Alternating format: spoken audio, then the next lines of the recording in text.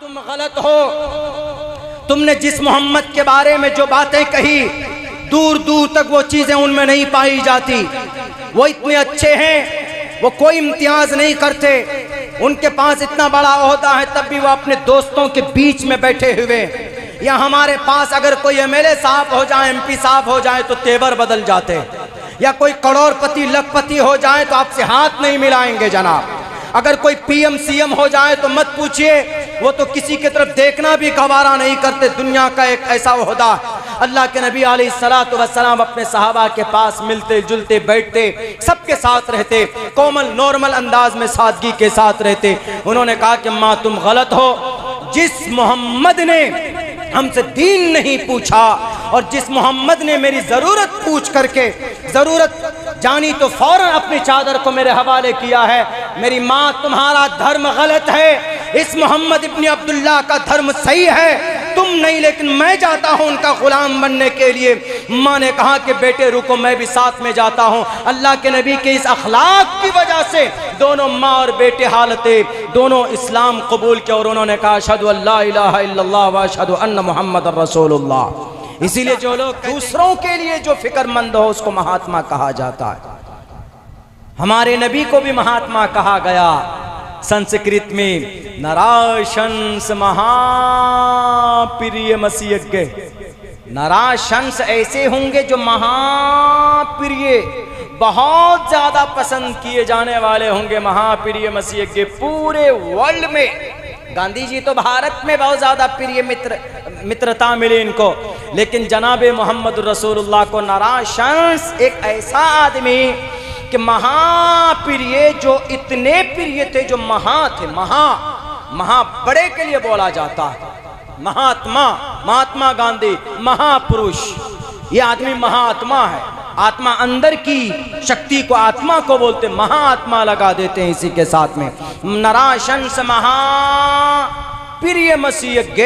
और आपको वो वाक़या याद होगा कि जब यहूदी बच्चा अपनी उसकी माँ ने बच्चे को भेजा कि जाओ अपने चचा के पास से चादर लेकर आओ, नहीं दिया उस यहूदी चचा ने, तो उस माँ ने अपने बेटे से कहा कि तुमको अगर चादर कोई दे सकता है मेरी शरीर को, मेरे तन को छुपाने के लिए, तो एक ही व्यक्ति दे सकता, जाओ उसके पास, मोहम्मद इब्न अब्दुल्लाह के पास, लेकिन वो तुम्हारा धर्म बदल देगा। उस बच्चे ने कहा कि माँ मुझे इजाज़त दे, मैं जाता हूँ, मैं अपना धर्म नहीं बदलूंगा। वो बच्चा आकर कहता है कि हो इस मोहम्मद, मोहम्मद कौन है तुममें? अल्लाह के नबी बैठे हुए थे अपने सहाबा कराम के बीच में और उन्होंने कहा कि ये मोहम्मद। अल्लाह के नबी ने उनको करीब किया और कहा कि बेटे बुलाओ, बताओ ज़रा तुम्हारा मसला क्या है, तुम्हारी परेशानी क्या? वो बच्चा कहता है कि मोहम्मद, पहली बात तो आप मेरे धर्म को तो नहीं बदलेंगे, तब मैं अपनी ज़रूरत बताऊँगा। तो अल्लाह के नबी ने कहा कि तुम अपनी ज़रूरत बताओ बेटे, मैं तुम्हारा धर्म को टच भी नहीं करूँगा, पूछूंगा भी नहीं, तुम्हारा नाम भी नहीं पूछूंगा, तुम्हारी ज़रूरत क्या? उस बच्चे ने कहा कि मेरी माँ को चादर की ज़रूरत है, मुझे एक चादर चाहिए। अल्लाह के नबी चाहते तो कह सकते थे कि जाओ 2 दिन बाद आएगी चादर तो दे दूंगा, लेकिन जनाबे मोहम्मद रसूलुल्लाह बैठे थे, एक चादर आपने अपने तन पर रखी हुई थी, आपने उस चादर को उठाया और उस बच्चे को दिया, कहा कि जाओ अपनी ज़रूरत पूरी करो। वो बच्चा आता है, आकर अपनी माँ से कहता है कि अम्मा ये चादर लो। माँ कहती है कि तुम्हारा ईमान, तुम्हारा धर्म बाकी तो है, तुम्हारा अकीदा तो बाकी है, जोडाइज़म यानी यहूदी धर्म, यानी हज़रत मूसा के दीन को फॉलो करने वाला, तौरात पर अमल करने वाला, उसको यहूदी बोलते, लेकिन आज उस पर अमल करते नहीं हैं। आज के यहूदी तो जालिम है, आज के यहूदी तो बम बरसा रहा है, आज का यहूदी तो 60,000 माओं की जानों का कातिल है, आज का यहूदी तो 20,000 मासूम बच्चों के कातिल है। गजा पट्टी में जो गोला बारूद बरसाया जा रहा है वो कौन है? वो ये नालायक यहूदी है जो इंसानियत को भूल चुके हैं, जुल्म तशद्दुद का बाजार गर्म किया हुआ। मैं नहीं जाऊंगा उधर बात करने के लिए, लेकिन बस इतना समझिए कि आज वो तौरात पर अमल नहीं करते।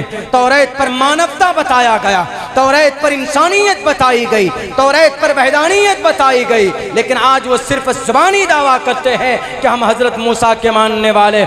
मेरे भाइयों, जब उस माँ ने कहा कि बेटे तुम्हारा ईमान तो सलामत है, यानी तुम्हारा अकीदा तो सलामत है, उस बच्चे ने कहा कि माँ तुम गलत हो, तुमने जिस मोहम्मद के बारे में जो बातें कही दूर दूर तक वो चीजें उनमें नहीं पाई जाती। वो इतने अच्छे हैं, वो कोई इम्तियाज नहीं करते, उनके पास इतना बड़ा ओहदा है, तब भी वो अपने दोस्तों के बीच में बैठे हुए। या हमारे पास अगर कोई एमएलए साहब हो जाए, एमपी साहब हो जाए तो तेवर बदल जाते, या कोई करोड़पति लखपति हो जाए तो आपसे हाथ नहीं मिलाएंगे जनाब। अगर कोई पीएम सीएम हो जाए तो मत पूछिए, वो तो किसी की तरफ देखना भी गवारा नहीं करते। दुनिया का एक ऐसा ओहदा। अल्लाह के नबी अलैहिस्सलातु वस्सलाम अपने सहाबा के पास मिलते जुलते बैठते, सबके साथ रहते, कोमल नॉर्मल अंदाज में सादगी के साथ रहते। उन्होंने कहा कि माँ तुम गलत हो, जिस मोहम्मद ने हमसे दीन नहीं पूछा और जिस मोहम्मद ने मेरी ज़रूरत पूछ करके ज़रूरत जानी तो फौरन अपनी चादर को मेरे हवाले किया है, मेरी माँ तुम्हारा धर्म गलत है, इस मोहम्मद इब्न अब्दुल्लाह का धर्म सही है, तुम नहीं, लेकिन मैं जाता हूँ उनका गुलाम बनने के लिए। माँ ने कहा कि बेटे रुको, मैं भी साथ में जाता हूँ। अल्लाह के नबी के इस अखलाक की वजह से दोनों माँ और बेटे हालते दोनों इस्लाम कबूल किया और उन्होंने कहा अशहदु अल्ला इलाहा इल्लल्लाह व अशहदु अन्ना मुहम्मदुर रसूलुल्लाह। इसीलिए जो लोग कहते हैं कि इस्लाम को ज़बरदस्ती फैलाया जाता है, देखे वो मोहम्मद रसूलुल्लाह की सीरत को, वो पढ़े मोहम्मद रसूलुल्लाह के करामात को, उनके अखलाक को, तब जाकर इसके ऊपर एलिगेशन से लगाए। तो इसीलिए मोहम्मद रसूलुल्लाह को कहा गया नाराशंस महाप्रिय मसीह गे।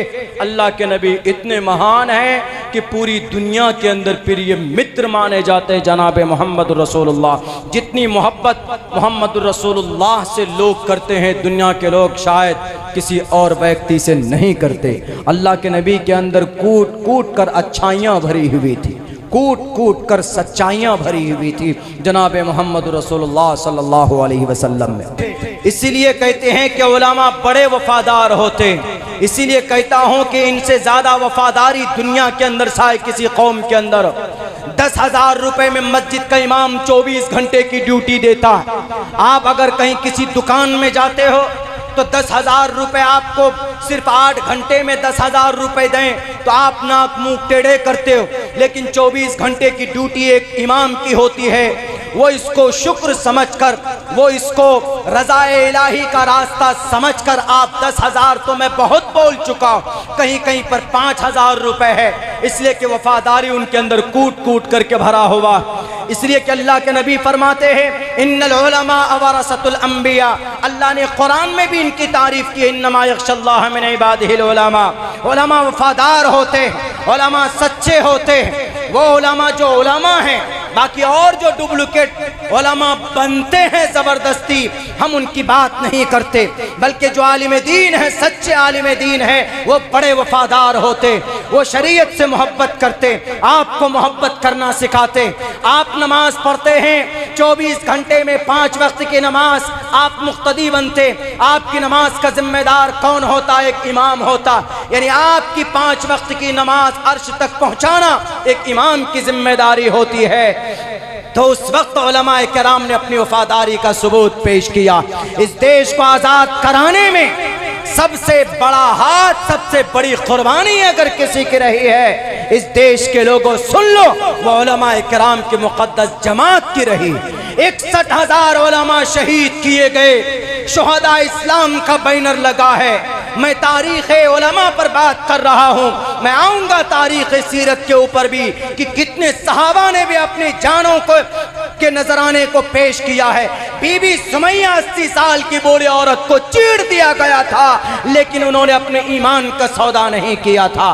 बिलाल हबशी को तड़पा कर मारा गया था, अपने ईमान का सौदा नहीं किया था। अम्मार के पीठ में दाग दिए गए थे, लेकिन अपने ईमान का सौदा नहीं किया था। उम्मे अम्मारा के जिस्म में 90 जख्म दिए गए थे, लेकिन अपने ईमान का सौदा नहीं किया था। यानी वही निस्बत और वही खून उलमा के रगों के अंदर है। यही वजह है कि उलमाए किराम अंग्रेज के सामने झुके नहीं, डटकर मुकाबला किया और यूं कहा कि अंग्रेज जब तक तुम इस देश से नहीं निकलोगे तो हम कभी भी तुम्हारे हाथ पर कॉम्प्रोमाइज करने के लिए